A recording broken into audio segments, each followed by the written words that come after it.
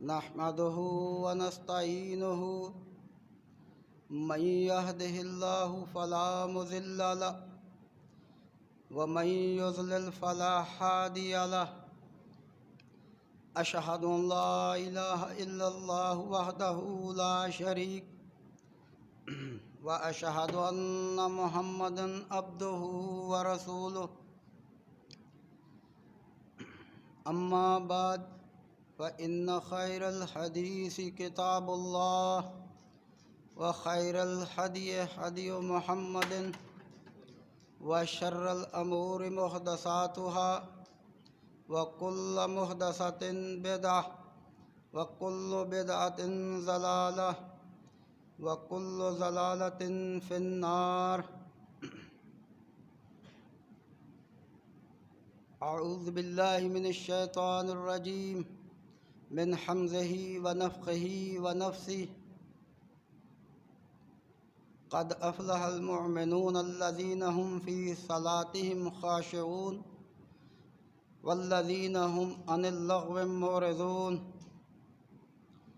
اللهم صل على محمد وعلى آل محمد كما صليت على إبراهيم وعلى آل إبراهيم إنك حميد مجيد. اللهم بارك على محمد وعلى آل محمد كما باركت على إبراهيم وعلى آل إبراهيم إنك حميد مجيد. رب اشرح لي صدري ويسر لي أمري واحلل عقدة من لساني يفقه قولي. رب زدني علما رب زدني فہما. برادران اسلام، معزز سامعین، پچھلے جمعہ میں سورۃ المؤمنون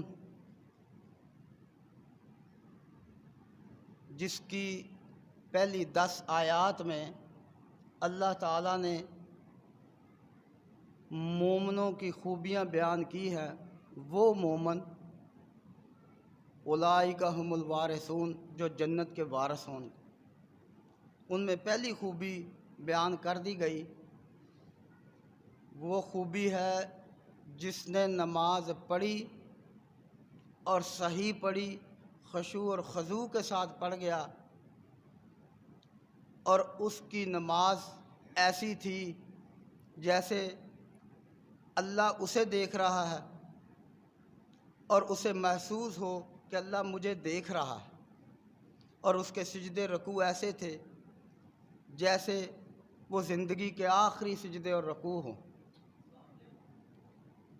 اور دوسری خوبی میں اللہ تعالیٰ نے فرمایا ہے جو فضول باتوں سے پرہیز کرتے ہیں، ہر فضول بات گفتگو کرتے ہوئے سوچتے ہیں. نبی پاک صلی اللہ علیہ وسلم کی صحیح بخاری، جامع ترمذی، نسائی میں بہت ہی پیاری حدیث ہے. نبی پاک صلی اللہ علیہ وسلم نے فرمایا، لوگو تمہارے ایک بول پہ اللہ نے جنت رکھی ہوئی ہے. ایک بول پہ، وہ ایک قدم کی مانند ہے، اور ایک بول پہ اللہ نے جہنم رکھ دی. جب بھی بولنا سوچ سمجھ کر بولنا. ان احدکم لا یتکلم بکلمۃ رضوان اللہ. تم نے ایسا بول بولا، ما یظن، تو سوچ بھی نہیں کر سکتا، تیری سوچ بھی نہیں، ان تبلغا، کہ یہ بول کہاں چلا گیا.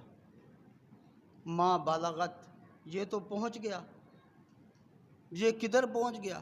یکتب اللہ، یہ پہنچا ہے آسمانوں کی طرف، اللہ کے پاس، اللہ کے عرش کے نیچے تمہارا ہر بول چلا گیا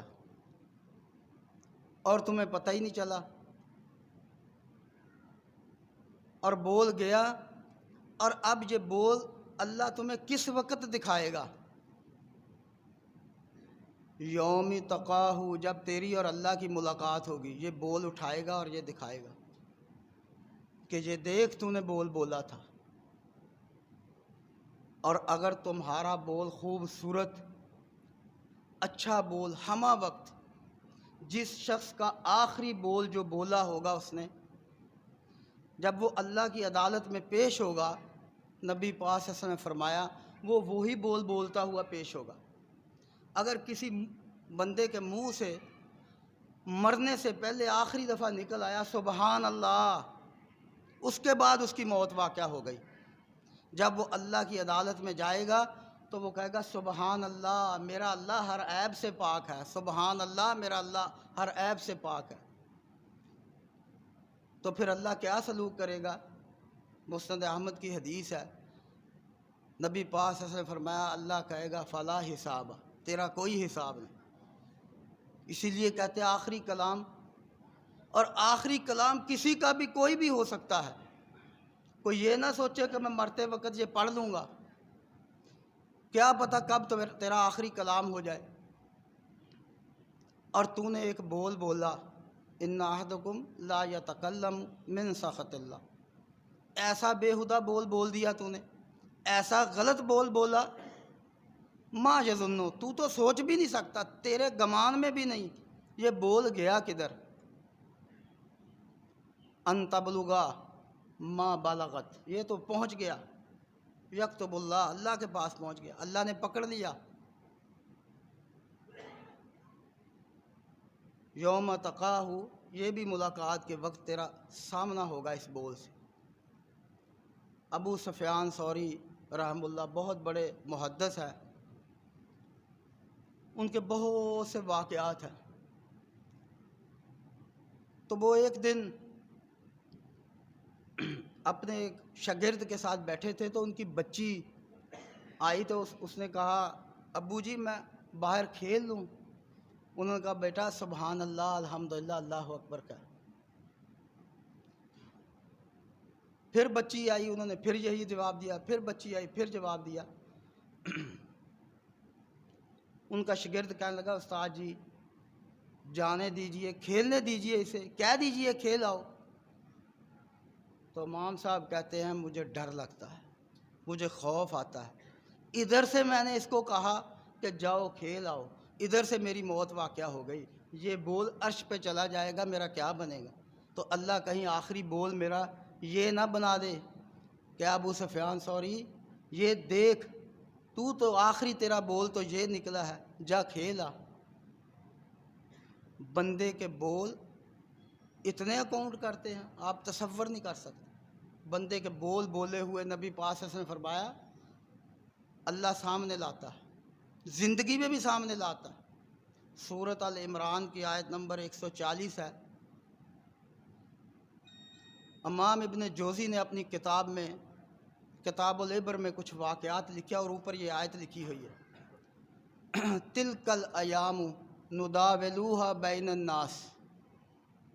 اللہ تعالیٰ فرماتے ہیں لوگوں جس طرح دن اور رات تبدیل ہوتے رہتے ہیں، کبھی صبح، کبھی دوپہر، کبھی شام، کبھی رات، کبھی آدھی رات، ایسے ہی لوگوں کے دن بھی تبدیل ہوتے ہیں۔ کوئی آج تندرست ہے کل بیمار ہے، آج غریب ہے کل امیر ہے۔ تو لوگوں کے دن بدلتے ہیں، وہ کیسے بدلتے ہیں؟ تو انہوں نے مختلف واقعات اس کتاب میں لکھے ہیں۔ خلیفہ ہارون الرشید نے فضل بارمکی ایک بہت بڑا بادشاہ تھا، اس کا تختہ الٹ کر وہ حکمران بنے تھے۔ تو خلیفہ فضل بارمی کے ہاں ایک بیٹا پیدا ہوا۔ اس کے بیٹا پیدا ہوا تو اس وقت کا جو سب سے بڑا شاعر تھا، جیسے آج کا سب سے بڑا گلوکار ہو، زید دمشقی، اس نے اس کو ہائر کیا، اس کو بلایا کہ میرے بیٹے کی شان میں شعر پڑھ۔ اس نے شعر پڑھے، وہ بادشاہ اس قدر خوش ہوا کہ میرے بیٹے کی شان میں تو نے اتنے شعر پڑھے۔ اس نے 10,000 دینار دیے زید دمشقی کو، اور زید دمشقی نے بڑی بڑی بلڈنگیں، بڑے بڑے پلازے اس وقت خریدے اور ان کو کرائے پہ دے دیا، اور عیش کی زندگی گزارنے لگا۔ کچھ عرصہ بیت گیا، 20-22 سال بعد اس کا اسی شہر میں دورہ ہوا تو اس نے ہوٹل کی انتظامیہ سے کہا کہ اچھا سا مالشی لے کر آؤ جو سب سے خوبصورت اور سب سے مہنگا ہو۔ انہوں نے سب سے خوبصورت لڑکا ان کو پیش کیا اور وہ اس کی مالش کر رہا تھا، زید دمشقی شاعر کی مالش کر رہا تھا۔ تو اس نے وہی شعر پڑھنے شروع کر دیے، گنگنانا شروع کر دیا جو اس نے اس محفل میں پڑھے تھے جب بادشاہ نے اسے 10,000 دینار دیے تھے۔ جو مالشی تھا وہ بے ہوش ہو گیا، وہ بڑا حیران ہوا، اس کے منہ پہ پانی کے چھینٹے مارے۔ اور تجھے کیا ہوا؟ میں شعر پڑھ رہا تھا۔ اور تجھے کیا مسئلہ ہوا؟ اس نے کہا کہ یہ شعر آپ نے پڑھے تھے، اس کی وجہ سے میں بے ہوش ہوا۔ اس نے کہا ہیں یہ شعر آپ نے کہاں پڑھے تھے؟ زید دمشقی نے کہا یہ تو میری زندگی کا حصہ ہے، ان شعروں کی وجہ سے تو میں آج عیش کر رہا ہوں۔ 10,000 دینار فضل بارکی بادشاہ نے مجھے دیے تھے۔ 10,000 دینار کا مطلب ہے آج کے 10 ارب روپے مجھے دیے تھے۔ پھر میں نے یہ بلڈنگیں خریدی اور یہ کرائے پہ دیا، میں بڑے آرام کی اور عیش کی زندگی گزار رہا ہوں۔ اچھا، تو اس مالشی نے کہا کہ جس بچے پہ تو نے یہ شعر پڑھے تھے وہ بچہ پتہ کہاں ہے؟ کہتا نہیں، کہتا وہ بچہ میں ہوں، وہ بادشاہ کا بچہ میں ہوں، میں لوگوں کی مالش کرتا ہوں تو مجھے روٹی ملتی ہے۔ ابھی خدا کا واسطہ کسی کو بتلانا نہ، کہیں ایسا نہ ہو کہ خلیفہ ہارون الرشید مجھے قتل کرا دے۔ اس نے میری پورے خاندان کو قتل کروا دی۔ یہ بندے کے اعمال، اللہ کہتا ایسے فضول اعمال مت کرو جو تمہارے سامنے آ جائیں اور تم ذلیل و خوار ہو جاؤ۔ امام دیمری نے حیات المخلوق کتاب میں خلیفہ ہارون الرشید کا ایک واقعہ لکھا، بڑا حیرت انگیز۔ ہر فضول عمل کا بھی رزلٹ اللہ نکال دیتا ہے۔ خلیفہ ہارون الرشید کا تختہ الٹنے والا اس کا بیٹا مامون الرشید، وہ بادشاہ بن گیا، خلیفہ کو جیل کر دیا۔ امام صاحب لکھتے ہیں کہ ایک دن فجر کے وقت خلیفہ ہارون الرشید کی زوجہ محترمہ ہونٹ ہلا رہی تھی۔ اس نے کہا ماں جی کیوں ہونٹ ہلا رہی ہیں؟ کیا وجہ، مجھے بددعا دے رہی ہیں؟ اس نے کہا نہیں، میں اپنا وہ عمل یاد کر رہی ہوں جو ایک عمل ہم نے کیا تھا۔ کیا عمل کیا تھا؟ کہا میں اور تیرا باپ محل میں بیٹھے شطرنج کھیل رہے تھے اور ہم نے شرط لگائی تھی کہ جو جیتے گا دوسرے کی وہ خواہش پوری کرے گا، ہارنے والا خواہش پوری کرے گا۔ تیرا باپ مجھ سے شطرنج کی بازی جیت گیا تو تیرے باپ نے ایک مطالبہ کیا کہ پورے محل کا چکر برہنہ ہو کر لگاؤ۔ میں نے تیرے باپ کی بڑی منتیں کی لیکن تیرا باپ نہ مانا۔ پھر میں نے پورے محل کا برہنہ ہو کر چکر لگایا، اگلی بازی میں جیت گئی۔ جب میں جیت گئی تو میں نے کہا اب محل کی سب سے بدصورت لونڈی کے ساتھ جمع کرو۔ تیرے باپ نے بڑی منتیں کی کہ ایسا نہ کر، میں ضد پہ اڑ گئی۔ میں نے کہا تو نے میرے ساتھ یہ کیا، میں تیرے ساتھ یہ کروں۔ تو سب سے بدصورت لونڈی لائی گئی، اس کے ساتھ جمع کیا تیرے باپ نے، بیٹا تو پیدا ہوا۔ تو یہ اس کا رزلٹ ہے، جو عمل بھی کرو گے اس کا رزلٹ ضرور آتا ہے۔ کوئی سا بھی فضول عمل، کوئی سا بھی بیہودہ، کوئی سا بھی عمل تم کر لو۔ اور اسی لیے نبی پاک صلی اللہ علیہ وسلم نے فرمایا لوگوں جب بولنا تو تول کر بولنا، تم نہیں سوچ سکتے تمہارا بول ہو سکتا ہے زندگی کا آخری بول ہو اور وہ اللہ کی عدالت میں چلا جائے۔ نبی پاک صلی اللہ علیہ وسلم مدینے میں گئے، صحیح مسلم کی حدیث ہے، اور ابھی پہنچے ہیں تو یہودیوں کا سب سے بڑا عالم عبداللہ بن سلام، انہوں نے یہودیوں نے بلایا کہ جائیے اور جا کر محمد صلی اللہ علیہ وسلم کی باتیں سنیے اور نوٹ کیجئے کہ آپ کیا باتیں کرتے ہیں، پھر ہم نے جواب دینا ہے۔ تو اب عبداللہ بن سلام اس مجمع میں چلے گئے جہاں پہ نبی پاک صلی اللہ علیہ وسلم تشریف فرما، اور کچھ ہی دیر میں نبی پاک صلی اللہ علیہ وسلم کا خطاب شروع ہونے والا، اور مدینے کا یہ پہلا خطاب ہے نبی پاک صلی اللہ علیہ وسلم کا۔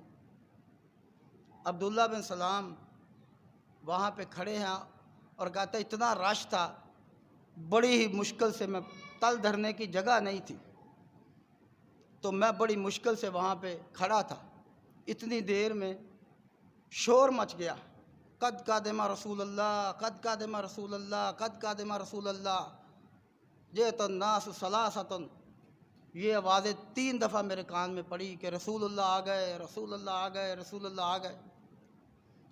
میں بڑا بندوں سے اوجھل اس طرف سے گردن نکالی اور دیکھا، جب میں نے دیکھا تو نبی پاک صلی اللہ علیہ وسلم نمودار ہو رہے تھے، تو میری نظر آپ صلی اللہ علیہ وسلم کے چہرہ مبارک پہ پڑی تو میں نے پہلی دفعہ محمد صلی اللہ علیہ وسلم کو دیکھا، اور اس وقت میں نے اپنے دل میں کہا لیس وجہہ کذب، یہ چہرہ جھوٹا نہیں ہو سکتا، یہ سچے کا چہرہ ہے۔ اب اس منہ سے جو بات نکلے گی وہ سچ ہوگی۔ اب نبی پاک صلی اللہ علیہ وسلم کی پہلی بات، اول کلام شیء، کہتے ہیں آپ صلی اللہ علیہ وسلم نے فرمایا یا ایھا الناس، او لوگوں سن لو، مدینے کا پہلا خطاب، یا ایھا الناس افشوا السلام، سلام کو عام کر دو، سلام تمہیں جنت میں لے جا سکتا ہے، سلام اللہ کا نام ہے۔ اور جب اللہ تعالیٰ جہنم میں لوگوں کو پھینک رہے ہوں گے، ایک جہنمیوں کا گروہ آئے گا اور اللہ تعالیٰ اس کو پھینکنے لگیں گے، اور اللہ فرمائیں گے لوگوں یہ دھرتی کا سب سے بخیل آدمی ہے، یہ سب سے کنجوس آدمی ہے، اس کو میں نے اتنی آسانی دی، اس کو زبان دے دی، یہ اتنا نہ کہہ سکا لوگوں کو، اس میں اتنا کبر تھا، السلام علیکم السلام علیکم السلام علیکم، یہ سلام کر لیتا تو آج اس کا رتبہ اور ہوتا۔ سلام اللہ کا نام بھی ہے، سلام دعا بھی ہے۔ تو نبی پاک صلی اللہ علیہ وسلم کا پہلا کلام افشوا السلام، لوگوں سلام کو عام کر دو، وَأَتِمُّوا الطَّعَامَ، لوگوں کو کھانا کھلا دو، اور پھر آپ نے فرمایا واصلوا الارحام، درگزر کرو، برداشت کرو، من کف غضبہ، لوگوں اپنے غصوں کو روک لو، تمہارے غصے تمہیں کہیں بھی لے جا سکتے، سوچ کر بولنا غصے میں، جب تم غصے میں بولتے ہو تمہیں نہیں پتہ تمہاری زبان کیا بول دیتی ہے، تمہیں پتہ ہی نہیں لگتا، وہ بول اوپر چلا جاتا ہے، اور پھر تم اس بول کی معافی بھی نہیں مانگتے، تم بول کی معافی نہیں مانگتے، تم نمازیں پڑھتے رہتے ہو، تہجدیں پڑھتے رہتے ہو، زکاتیں دیتے رہتے ہو، حج کرتے ہو، عمرے کرتے ہو، تمہیں پتہ ہی نہیں، ایک بول ایسا بول دیا جس کی معافی نہیں مانگی، اور قیامت والے دن وہی بول اللہ تمہیں دکھائے گا، یہ تیرا بول مجھے اتنا ناپسند تھا۔ حضرت معاذ رضی اللہ تعالیٰ عنہ نبی پاک صلی اللہ علیہ وسلم شام کی طرف روانہ کر رہے ہیں، نبی پاک نے فرمایا معاذ اب تم شام چلے جاؤ گے تبلیغ کے سلسلہ میں، تو جب تم واپس آؤ گے وہاں دیکھنا مسجد نبوی کے ساتھ میری قبر ہوگی، میری تیری ملاقات نہیں ہوگی۔ معاذ رضی اللہ تعالیٰ عنہ رونے لگ گئے اور ان کی ہجکی بند گئی، تو نبی پاک صلی اللہ علیہ وسلم کی بھی آنکھوں میں آنسو آ گئے، تو معاذ وہاں سے گھوم کر آئے، کہتے یا رسول اللہ جنت کا آسان راستہ بتلا دیجیے۔ جب آپ سے ملاقات نہیں ہوگی تو مجھے کوئی آسان راستہ بتلا دیجیے۔ نبی پاک صلی اللہ علیہ وسلم فرمایا معاذ، جنت کا آسان راستہ کلمہ پڑھ لیا، نماز پڑھنا، روزہ رکھنا، زکوٰۃ دینا، حج کرنا، یہ ارکان پورے کر لو۔ معاذ، میں اسلام کی کوہان تمہیں بتا رہا ہوں۔ اونٹ کی کوہان ہوتے سب سے اوپر، تمہیں بتلا رہا ہوں اسلام کی کوہان کیا ہے جو سب سے اوپر ہوگی، سب سے بلند تر ہوگی۔ کہا بتلائیے یا رسول اللہ۔ نبی پاک صلی اللہ علیہ وسلم فرمایا معاذ، من کفا خزانہ لسانہ ہی، اپنی زبان کو پکڑا، کہا اس کو روک کے رکھ لینا، یہ اسلام کی کوہان ہے، یہ نکل گئی نا تجھ سے پھر تیری نمازیں بھی فضول، روزے بھی فضول، حج بھی فضول، زکاتیں بھی فضول، ہر چیز فضول ہو جائے گی، اس کو روک لینا۔ اب معاذ رضی اللہ تعالیٰ عنہ خاموش ہو گئے، بڑے حیران ہوئے، کہا یا رسول اللہ اچھا؟ اور نبی پاک صلی اللہ علیہ وسلم نے فرمایا معاذ، یکب الناس، اللہ سروں کے بل چلائے گا اس کی وجہ سے، لوگوں کو سروں کے بل قیامت والے دن تم دیکھو گے چلتا ہوا، اور یہ صرف ان لوگوں کو چلائے گا چاہے جتنی مرضی نمازیں پڑھی ہو، جتنے مرضی روزے رکھے ہو، لیکن اپنا بول نہ سنبھالا، اپنی زبان نہ سنبھالی، ان کو سروں کے بل چلائے گا۔ اب معاذ رضی اللہ تعالیٰ بڑے حیران ہوئے کہ یا رسول اللہ سروں کے بل بھی لوگ چل سکتے ہیں؟ نبی پاک صلی اللہ علیہ وسلم نے فرمایا معاذ، یہ جو ٹانگوں کے بل چل رہے ہیں یہ خود نہیں چل رہے، یہ اللہ چلا رہا ہے۔ اللہ دماغ کی کسی ایک وین میں تھوڑا سا خلا پیدا کر دے، کسی ایک وین میں تھوڑی سی جنبش کر دے، تھوڑی سی حرکت کرا دے، تمہارا پورا جسم ڈیڈ ہو جائے گا۔ تم کیا سمجھتے ہو تم چلتے ہو؟ یہ کوئی بندہ اپنی مرضی سے اپنی ٹانگوں پہ نہیں چلتا، یہ اس کو پوچھ کر دیکھو جس کو فالج ہوا ہے، وہ بیٹھا ہوا ہے، وہ پوری کوشش کر رہا ہے کہ میں چل لوں، لیکن نہیں چل سکتا۔ معاذ، لوگوں کو زبانوں کی وجہ کے سروں کے بل اللہ چلائے گا اور دکھلائے گا یہ وہ بدبخت لوگ ہیں۔ اب ایک شخص نے پوچھا یا رسول اللہ صلی اللہ علیہ وسلم مجھے بتلا دیجئے اسلام کا آسان راستہ۔ نبی پاک نے فرمایا اپنی زبان کو کنٹرول کر لینا، بہت آسان معاملہ ہو جائے گا۔ اب ایک شخص آیا اور اس نے آگے کہا یا رسول اللہ قرآن صحیح پڑھا نہیں جاتا، دین سمجھ میں آ نہیں رہا، بڑی ٹینشن ہے، تو مجھے کوئی آسان سا فارمولہ بتلا دیجیے۔ اب جس کو دین سمجھ نہ آئے نا تو نبی پاک صلی اللہ علیہ وسلم نے اس کو ایک آسان فارمولہ بتلایا، سلسلہ تو صحیحہ اور مسند ابی شیبہ میں یہ حدیث موجود ہے۔ تو نبی پاک صلی اللہ علیہ وسلم نے فرمایا پھر پڑھ سبحان اللہ، الحمدللہ، لا الہ الا اللہ، واللہ اکبر، ولا حول ولا قوت الا باللہ۔ اس کا مطلب بھی تجھے پتہ ہونا چاہیے۔ دین کے کلمات کا کسی کو اگر مطلب نہیں نہ پتہ اس کا کوئی فائدہ نہیں۔ محدثین لکھتے اگر زندگی کا آخری کلام ایک دفعہ اس نے کہہ دیا نا سبحان اللہ، اسے پتہ ہو کہ میں نے کہا کیا ہے، اس کی موجیں ہی موجیں۔ دل سے جس نے کلمہ پڑھ لیا اور کلمے کا مطلب پتہ ہو۔ نبی پاک صلی اللہ علیہ وسلم اپنے چچا کو کہتے تھے چچا کلمہ پڑھ لے ابو طالب کو، تو وہ کہتے تھے مجھے اس کا مطلب کا پتہ ہے۔ جب میں نے لا کہہ دیا، لا الہ، کوئی نہیں، کوئی مشکل کشا نہیں، کوئی حاجت روا نہیں، کوئی بگڑی بنانے والا نہیں، لات عزا منات ہمارے بزرگ یہ کہاں جائیں گے، ہم پاگل ہیں پڑھ لیں، الا اللہ، صرف اللہ۔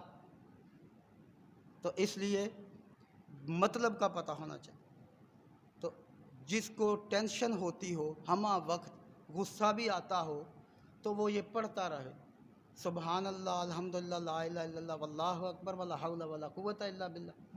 اس نے اب گنتی کی، یہ تو یا رسول اللہ 5 کلمے ہیں، یہ تو اللہ کے لیے ہو گئے، آپ نے میرے لیے کیا دیا ہے؟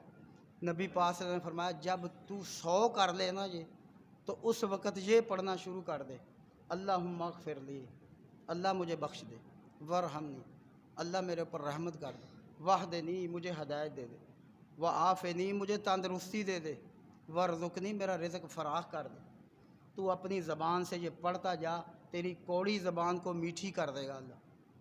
تیری زبان پہ اللہ کی تعریفیں چلنی چاہیے۔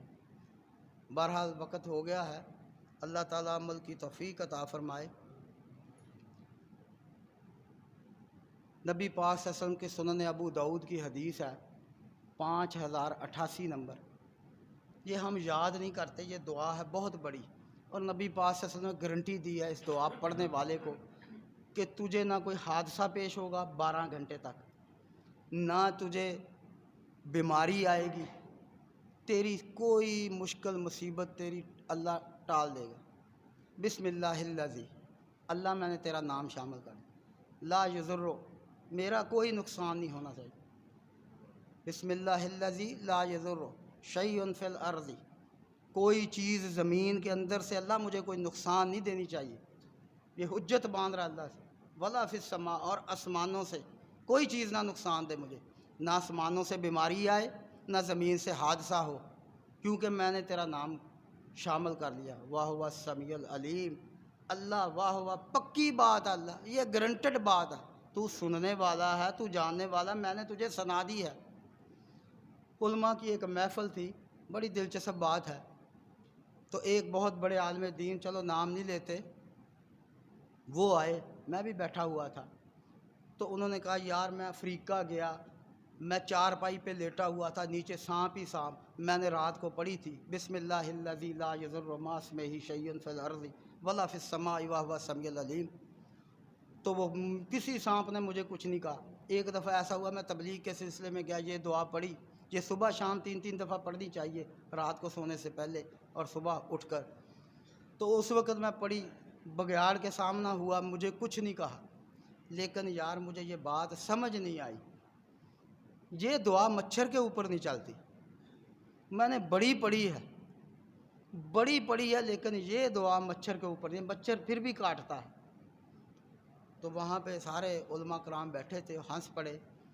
تو ایک عالم نے کہا کہ حضرت جی، مچھر صرف گندے خون کو چوستا ہے، جو مچھر ہے وہ ہمارے جسم کی کھال میں سے گندا خون چوس کر چلا جاتا، وین میں سے خون نہیں نکالتا مچھر، وہ تو جان نکال دے اگر وین میں سے خون نکال دے۔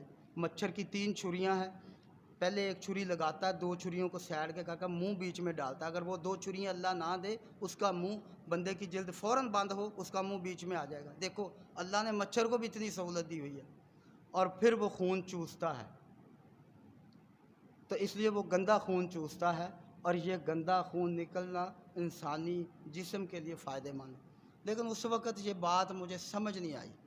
ہماری جماعت کے بہت بڑے ڈاکٹر ہیں، تو مجھے یہ پرسوں بتلا رہے تھے کہ مرزا صاحب یہ جو کرونا وائرس ہے یہ کم اثر کرتا ہے پاکستان میں، اثر کرے گا لیکن کم کرے گا۔ میرا ایک بہت بڑا ڈاکٹر فیملی ممبر ہے، تو کل میری فون سے بات ہوئی، وہ کرونا کا علاج کر رہا ہے، انہوں نے کہا کہ پاکستانی، انڈین اور بنگلہ دیشی لوگوں کے اوپر یہ کم اثر کرے گا۔ وہ میں نے اس سے پوچھا کیوں، تو ڈاکٹر صاحب بتا رہے تھے اس لیے کہ یہ 3 ممالک میں مچھر بہت ہے، اور مچھر جیسے ہی کاٹتا ہے بندے کے اندر ایک مدافعتی نظام ہے، پولیس کا نظام اندر فٹ ہے، وہ فوراً حرکت میں آتا ہے، اور جہاں سے کاٹتا ہے وہیں پہ وہ اس کا دفاعی نظام پہنچتا ہے، اس کو رفع دفع کرتا ہے۔ تو یہ قوم کو مچھر بہت لڑتا ہے، اور اس کا دفاعی نظام بڑا ایکٹیو ہے، انتہا درجے کا ایکٹیو ہے، ادھر مچھر کاٹا ادھر، پھر یہ ہر ٹائم ورک میں رہتا ہے، ریسل جیسے کوئی فوج ہمہ وقت جنگ میں، گوریلا جنگ میں انوالو رہے، تو وہ بڑی ایکٹیو ہوتی ہے۔ تو اس لیے اس قوم پر مچھر کا لڑنا ہمہ وقت اس کا دفاعی نظام، دفاعی سسٹم تیز رہتا ہے، تو تھوڑا سا کم اثر کرے گا۔ یہ دیکھنے اللہ نے مچھر بھی انسانی جسم کے لیے فائدہ مند بنایا، ورنہ اگر بسم اللہ الذی لا یضر مع اسمہ شیء فی الارض ولا فی السماء وہو السمیع العلیم پڑھ کر مچھر نہ لڑے تو وہ نقصان دے سکتا ہے۔ اللہ تعالیٰ عمل کی توفیق عطا فرمائے۔ تو یہ دعا سب ساتھی پڑھا کریں، اور یہ دعائیں آپ کے لیے، مسلمانوں کے لیے نبی پاک صلی اللہ علیہ وسلم نے بتلائی ہے۔ تو بولتے ہوئے سوچئے کہیں آپ کا بول اللہ کی عدالت میں تو نہیں پہنچ گیا۔ اب اگر کسی نے بول لیا ہے تو بول لیا، نکل گیا بول، تو اس کے لیے حدیث کی ہر کتاب میں یہ حدیث موجود ہے۔